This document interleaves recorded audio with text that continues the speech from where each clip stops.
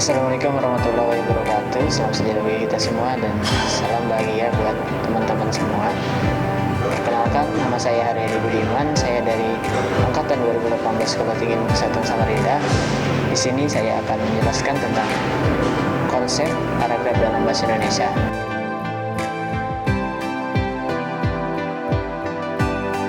Paragraf atau alinea adalah satuan gramatikal yang lebih besar dan lebih luas dari kalimat. Pada dasarnya, paragraf merupakan seperangkat kalimat yang saling berhubungan secara bersama, dipakai untuk menyatakan sebuah atau mengembangkan sebuah gagasan.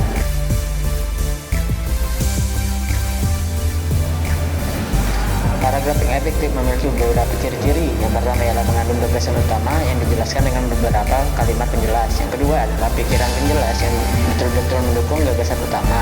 Yang ketiga, gagasan utama dan penjelas yang dikemas dengan kalimat yang lugas dan efektif.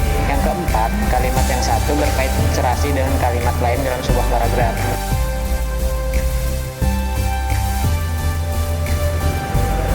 Gagasan utama merupakan pengendali dari bangunan paragraf itu. Bahkan apabila gagasan utama itu terimplikasi dan tersirat dalam sebuah paragraf, gagasan utama yang tersirat itu pun menjadi peranti kendali bagi sebuah paragraf. Kalimat yang mengandung gagasan utama atau ide pokok paragraf itulah yang disebut dengan kalimat topik dan kalimat utama.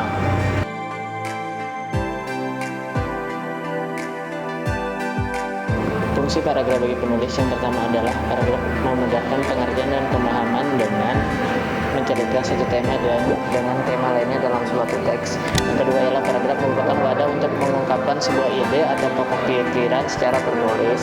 Yang ketiga adalah paragraf harus memisahkan setiap unit pikiran yang berupa ide sehingga tidak terjadi pencampuran antar unit pikiran penulis. Yang keempat adalah penulis tidak cepat lelah dalam menyelesaikan sebuah karangan dan termotivasi masuk ke dalam paragraf berikutnya. Yang kelima ialah paragraf dimanfaatkan sebagai pembatas yang paragraf terdiri dari pendahuluan, bab isi, dan bab penutup. Kemudian fungsi paragraf bagi pembaca yang pertama dengan memisahkan, menegaskan pengertian secara wajar dan formal. Pembaca dapat dengan jelas memahami gagasan utama paragraf.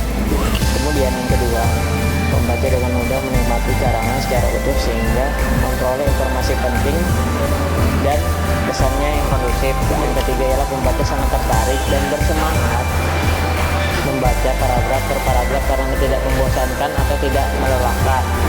Yang keempat, pembaca dapat belajar bagaimana cara menarik untuk menyampaikan sebuah gagasan dalam paragraf tertulis. Kemudian pembaca merasa tertarik dan termotivasi cara menjelaskan paragraf tidak dengan kata-kata tapi bisa juga dengan gambar, bahkan diagram, kurva. Syarat paragraf. Syarat paragraf yang pertama adalah kohesi, yaitu sebuah paragraf dikatakan memiliki kesatuan jika paragraf hanya mengandung satu gagasan utama dengan kalimat-kalimat dalam paragraf mengarah satu pokok pikiran. Kemudian koherensi atau kepaduan, yaitu antar kalimat dalam paragraf saling terkait. Yang selanjutnya, penggunaan metode pengembangan paragraf sebagai penjelas gagasan utama paragraf. Metode yang digunakan dari metode proses sampai dengan metode definisi.